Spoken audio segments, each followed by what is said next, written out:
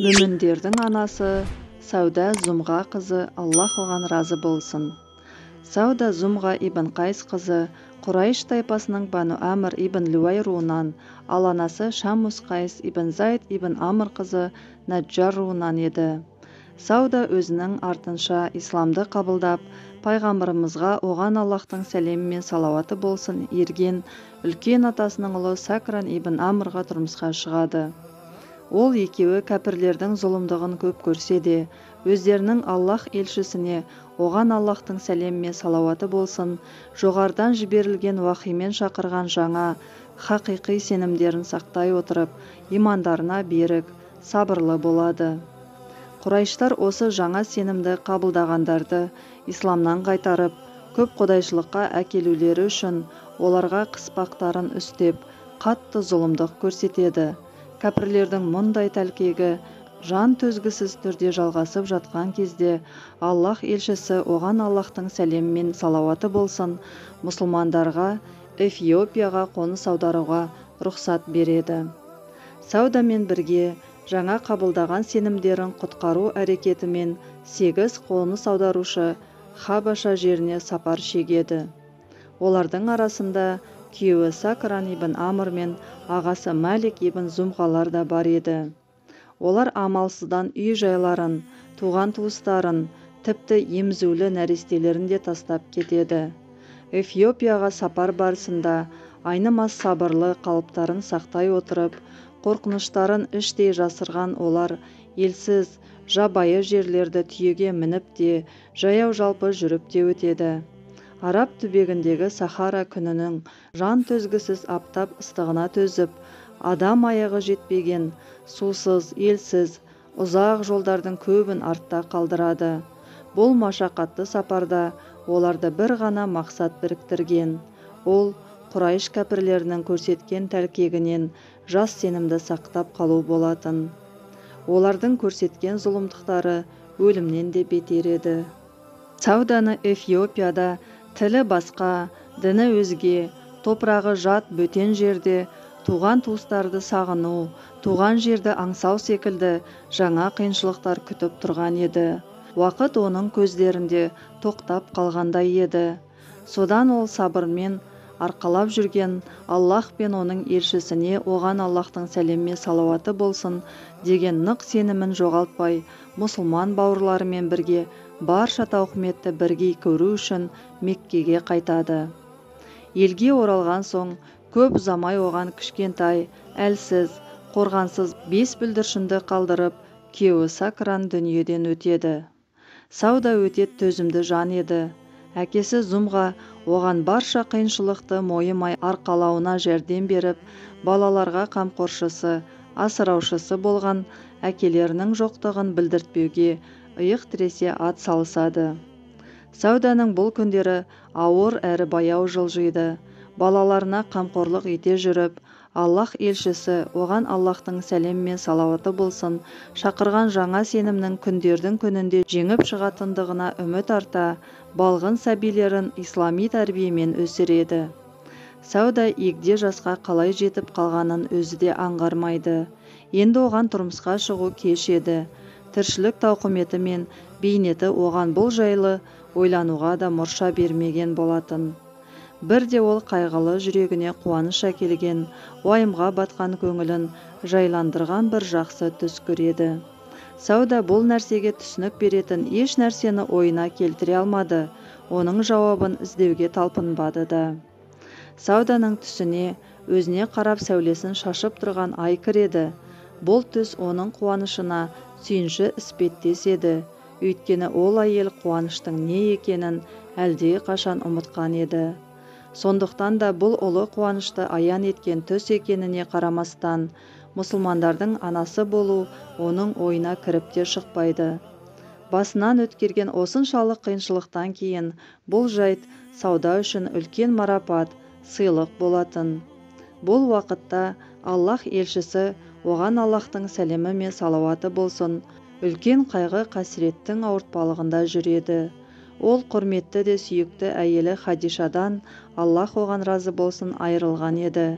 Хадиша қасиетті уахиды тарату жолында Аллах елшісіне оған Аллахтың сәлемі мен салауаты болсын, құрмет көрсетіп, оған қорған әрі жәрдемші ретінде өзінен кейін тек жақсы бейнесін ғана қалдырған еді. Пайғамбарымыз оған Аллахтың сәлемі мен салауаты болсын, өңі қашып, мұңайып, Хадишаның өзіне қалай қолғанат болып, қамқорлық жасағанын, екеуі бірге өткізген бақытты, ерлі-зайыпты күндерін есіне алатын. Оны оған Аллахтың сәлемі мен салауаты болсын, өзіне қарап қалған, аналарын аңсап, сағынып жүрген қыздарының жағдайы алаңдататын. Аллах елшісінің оған Аллахтың сәлемі мен салауаты болсын, қайғысы күн өткен сайын артып, ылғи да Хадишаны есіне алып, көңілсіз күй кешіп жүреді. Содан соң ешкімнің қаперіне кіріп те шықпаған бір жағдай орын алады. Пайғамбарымыз оған Аллахтың сәлемі мен салауаты болсын, меккелік мұхаджирдің жесірі, Сауда Зумға қызындай сабырлы әйелге, көрген бар бейнетінің зейнетіндей мұсылмандардың анасы болуы үшін Хауляны, Аллах оған разы болсын, жіберіп, сөз салдырады. Бұл жағдайдың мән-жайы былай өрбіген. Пайғамбарымыздың оған Аллахтың сәлемі мен салауаты болсын, ішінен тынып, қайғырып жүргенін айтпаса да көріп жүрген сахабалар оған көмектесудің жолын қарастырады. Аллах елшісінің оған Аллахтың сәлемі мен салауаты болсын, үй жайына ие, өзіне қамқор, қыздарына ана болатын бір әйел қажет деп ойлаған олар, бұл ойларын пайғамбарымыздың оған Аллахтың сәлемі мен салауаты болсын, өзіне тура барып айта алмайды. Өйткені оның ішкі жан дүниесі қандай жағдайда екенін ешкім білмейтін. Сахабалар бұл ойларын Хауля Хаким қызы деген сахаба әйелді араға салып, іске асыруға уағдаласады. Хауля сахаба Осман ибн Мазғунның, Аллах оған разы болсын, әйелі еді. Бұл екеуі де бір кездерде Эфиопияға қоныс аударған және құрайыштықтардың көрсеткен қиянаттарының алдында бір жағадан бас, бір жеңнен қол шығарып, мұсылман бауырларының қасынан табылу үшін ол жақтан алғаш қайтып оралғандар болатын. Хауля дархан пейілі пайғамбарымызға, оған Аллахтың сәлемі мен салауаты болсын, үйлену жайлы ұсынысты жеткізудің ебін табады. Ерік жігері мен ойын жинақтап, пайғамбарымызға оған Аллахтың сәлемі мен игілігі болсын, батыл келеді де жанына жайғасып, ақырын Хадишаны еске ала отырып, әңгіме бастайды. Бірте бар әңгіме барысында пайғамбарымызға оған Аллахтың сәлемі мен салауаты болсын, қазіргі күйбен тіршілік талабы үйге қарап, қыздарға бас көз болатын бір әйел кісінің керек екенін астарлап отырып жеткізеді. Саған неге үйленбеске деп сұрайды пайғамбарымыздан оған Аллахтың сәлемі мен салауаты болсын Хауля. Хадишадан кейін кімге үйленейін, деді мұңайып пайғамбар оған Аллахтың сәлемі мен салауаты болсын. Хауля, қаласаң қызға, қаласаң әйелге, дейді. Аллах елшісі оған Аллахтың сәлемі мен салауаты болсын. Қызың кім, дейді. Өзіңнің жүрегіңе жақын адам Әбу Бәкірдің қызы Айша, деп жауап береді Хауля. Пайғамбарымыз оған Аллахтың сәлемі мен салауаты болсын, біраз үнсіз отырып, ал әйел кім, деп сұрайды. Хауля, Аллахқа сеніп, иман келтірген, өзіңнің соңынан ерген әйел Сауда Зумға қызы, дейді. Бұл есімді естігенде пайғамбарымыз оған Аллахтың сәлемі мен салауаты болсын, бейтарап күйде қала алмайды. Ол ислам үшін кәпірлердің зұлымдығына төзіп, ислам үшін бөтен елге қоныс аударған және ол жақтан оралған соң күйеуі дүниеден өтсе де жасымай, балғындарына үнемі қамқорлық көрсеткен, иманы берік, мұхаджирдің жесірі мұсылман әйел Сауда еді. Пайғамбарымыздың оған Аллахтың сәлемі мен салауаты болсын, оған деген аяушылық сезімі оянады. Содан соң Хауляға Саудаға үйленуге келісетіндігін жеткізеді.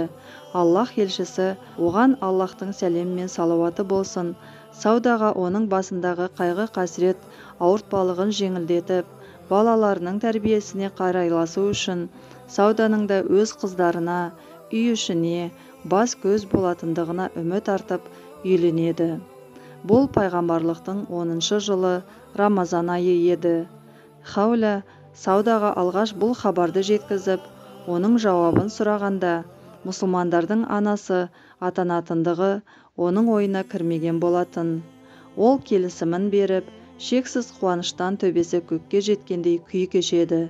Жұрт мұны естігенде өз құлақтарына өздері сенбей, сұлулығы да, сымбаты да жоқ егде жастағы жесір Құрайыштар ханымы Хадишаның орнын баспақшы деп күңкілдеседі.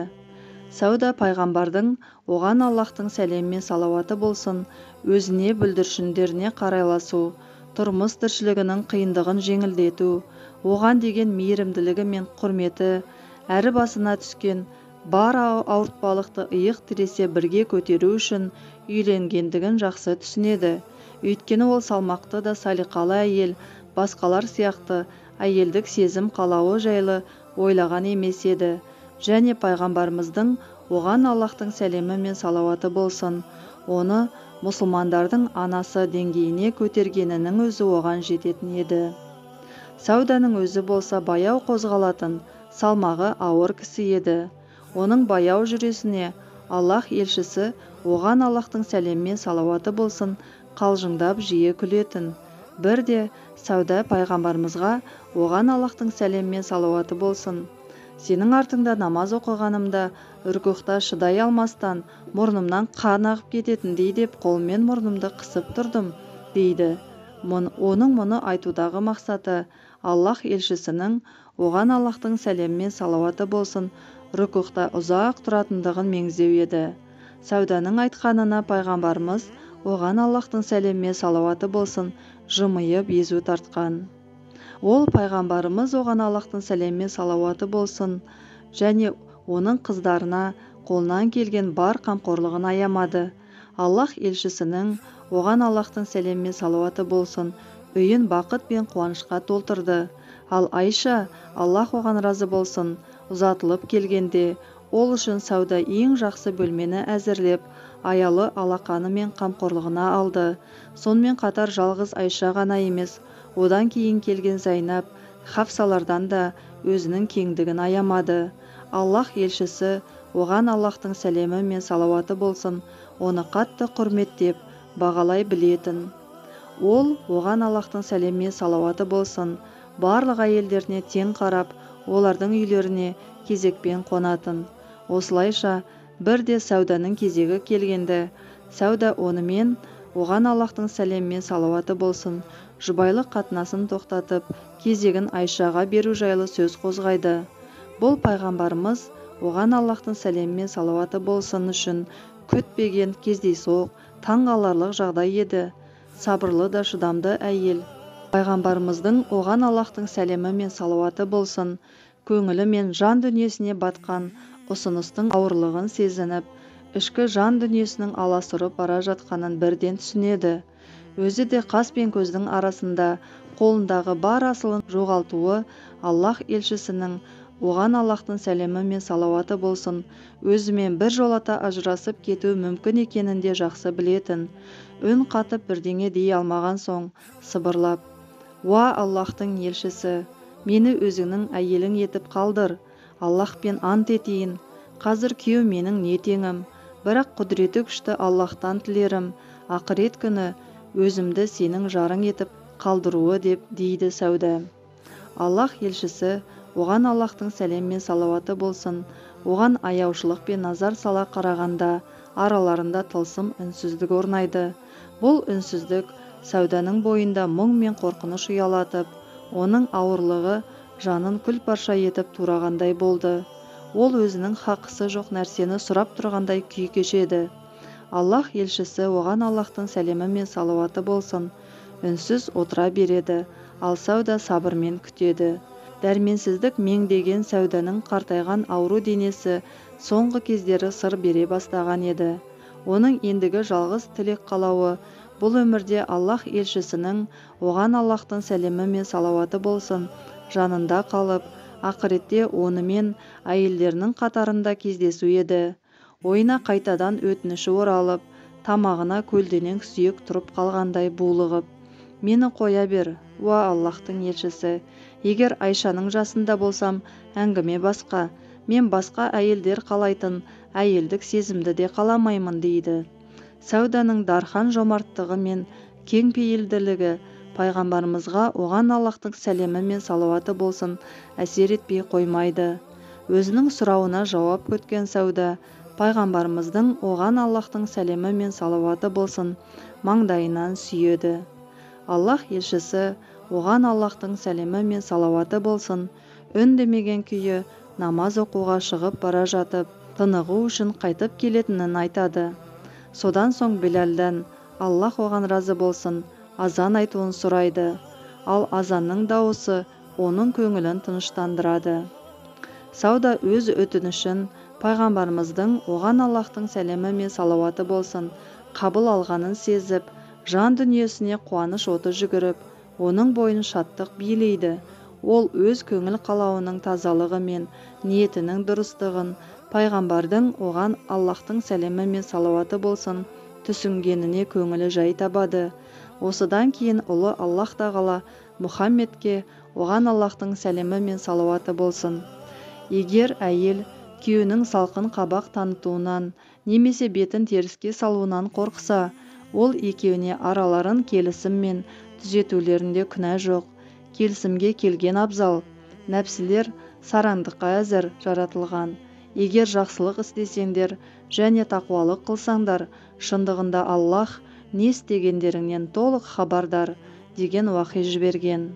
Міне, осылайша Сауда Зумға қызы пайғамбарымыздың оған Аллахтың сәлемі мен салауаты болсын үйінде Аллахтың өзіне берген бар нығмет игілігіне шүкіршілік етіп, разылығын білдіріп, өмірде мұсылмандардың анасы, жәннатта пайғамбарымыздың оған Аллахтың сәлемі мен салауаты болсын жары болып қалады. Аллахтың көрсеткеніне тәуба деп, берік иманымен өмір сүрген. Аллах елшісі оған Аллахтың сәлемі мен салауаты болсын Сауданы өзі дүниеден өткенге дейін тастаған жоқ. Сауда әділ де шыншыл Омар ибн әл-Хаттабтың Аллах оған разы болсын уақытына дейін ғұмыр кешіп, жаратушысы Аллах пен күйеуі пайғамбарымыздың оған Аллахтың сәлемі мен салауаты болсын жүзін көруге, тағдырына разы пейілде шүкіршілік етіп дүниеден өтті. Аллах оған разы болсын. Оның бізге жеткізген бірнеше хадисінің біреуі Имам Аль-Бұхаридің жинағы Сахих Аль-Бұхари кітабына енген. Айша оған Аллах разы болсын Сауданы өте қатты жақсы көретін, ол жайлы ылғи да келісті сөздер айтатын. Мен үшін Сауда Зумға қызынан сүйіктірек әйел жоқ және өзім оған қатты ұқсағым келеді дейтін ол. Достар, асыл аналар атауымен тыңдарманға жол тартқан видеолардың жалғасын көргіңіз келсе, арнаға жазылып, лайк басып, комментарий қалдырып кетіңіз. Сондай-ақ қоңырауша батырмасын басып қойыңыз. Асыл аналар атауымен жарыққа шығатын видеолар жалғасын жіберіп алмай көре алатын боласыз. Ассаляму алейкум ва рахматуллахи ва баракатух.